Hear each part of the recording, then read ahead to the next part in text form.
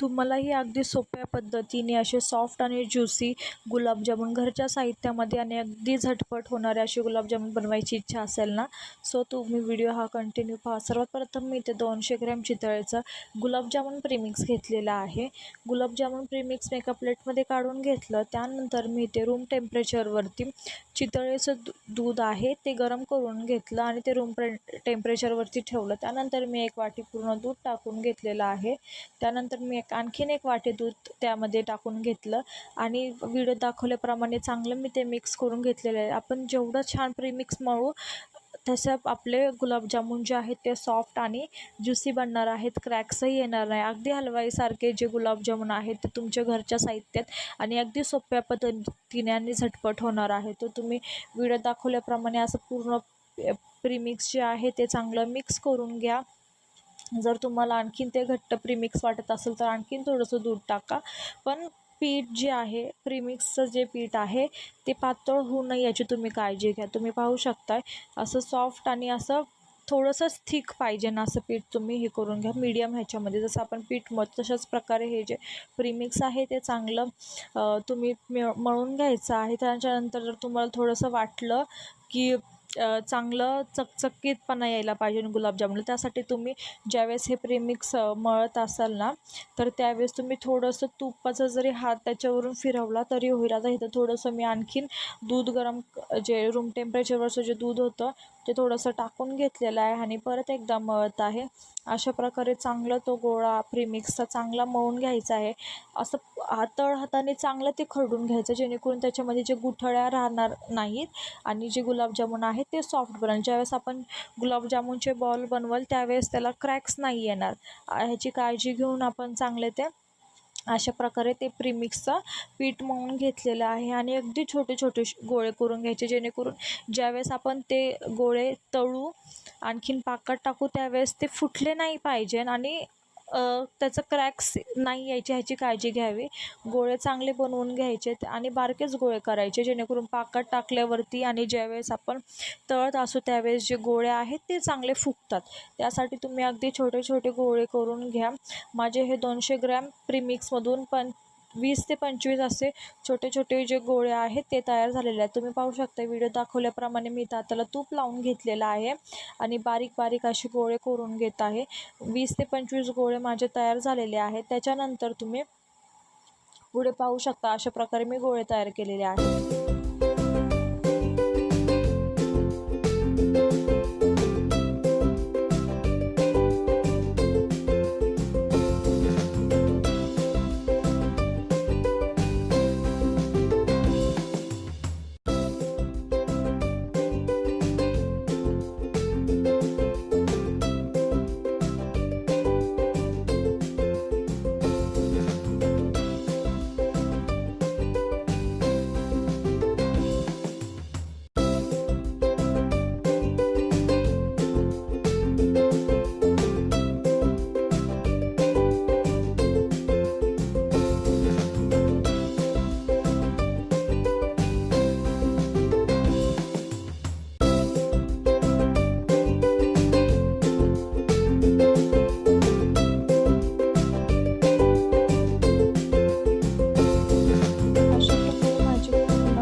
गुलाबजामुनचे जे बॉल्स आहेत ते तयार झालेले आहेत. तुम्ही पाहू शकता 20 ते 25 हे बॉल्स तयार झालेले आहेत. त्यानंतर मी एका पातेल्यामध्ये अर्धा लिटर पाणी घेऊन त्याच्यामध्ये 2 ते 3 वाटी मी साखर घेतली, विलायची पावडर आणि केसर टाकून ते चांगलं उकळून घेतलेलं आहे. बारीक फ्लेमवरती चांगलं उकळून घ्यायचं आहे. आणखीन तुम्हाला अंदाज येईल, तुम्हाला जेवढं गोड लागेल तेवढंच तुम्ही तुमच्या अंदाजाने साखर टाकू शकता. त्यानंतर मी इथे 15 ते 20 मिनटं जो हा पाक आहे बनवायला ठेवलेला तो चांगला उकळून घेतलेला आहे. तुम्ही पाहू शकता हे पूर्ण चांगलं मिक्स करून घ्यायचं. मिक्स केल्यानंतर सगळं एकजीव झाल्यानंतर टेस्टही खूप छान येईल आणि केसर टाकल्याने कलरही छान येतो पाकाला. त्यानंतर मी इथे गुलाबजामुनचे जे आपण बॉल केले होते ते आता इथं मी बारीक फ्लेमवरती तळून घेणार आहे. बारीक फ्लेमवरतीच जे बॉल आहेत ते तळून घ्यायचे आहेत. तुम्ही पाहू शकता ते मी बॉल्स टाकलेले आहेत आणि एकाही बॉलला क्रॅक्स आलेले नाही आहेत. अगदी छोटे आणि सॉफ्ट असे ते बॉल्स तयार झालेले होते. तुम्ही व्हिडिओमध्ये पाहालच की जे बॉल्स आहेत ते आता छोट्या साईजचे आहेत. ज्यावेळेस ते तळतील त्यावेळेस ते अगदी मोठे मोठे फुगून येतील, तुम्हाला दिसत असेल. आणि बारीक फ्लेमवरतीच जे आहे ते 5 ते 10 मिनटं चांगले वर खाली करून चांगले हे जे गुलाबजामुन आहेत ते चांगले तुम्ही फ्राय करून घ्यायचे आहेत. तुम्हाला दिसतच असेल व्हिडिओमध्ये.